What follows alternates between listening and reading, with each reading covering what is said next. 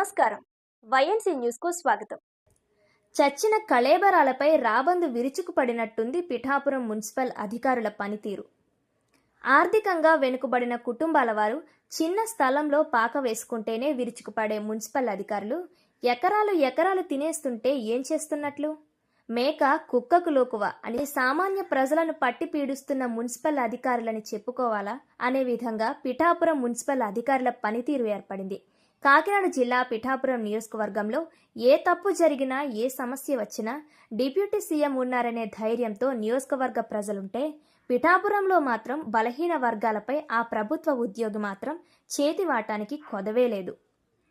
పిఠాపురం పట్టణంలో భూ అక్రమ దందాకు పాల్పడుతున్న వారికి మున్సిపల్ కమిషనర్ సహకరిస్తున్నారని చెప్పుకోవాల్సిన పరిస్థితి ఏర్పడింది.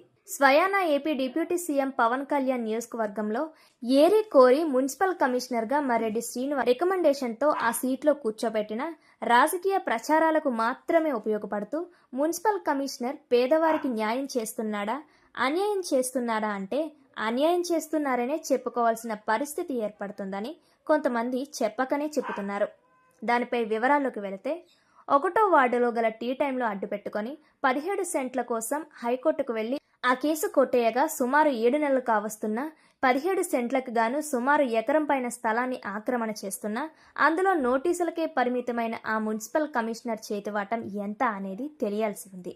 1వ వార్డులో కనీసం ఇంటి పట్టా కూడా లేని బిల్డింగ్ పైన స్లాబ్ వేసుకుంటున్నప్పుడు 2 వ్యక్తులు కంప్లైంట్ చేస్తే, అది కూడా ఆన్లైన్ కంప్లైంట్ చేస్తే నోటీసులకే పరిమితం చేయడం, ఆ మున్సిపల్ కమిషనర్ ఎందుచేత ఇలా వ్యవహరిస్తున్నారనే కూడా ఆశ్చర్యానికి గురి చేస్తుంది.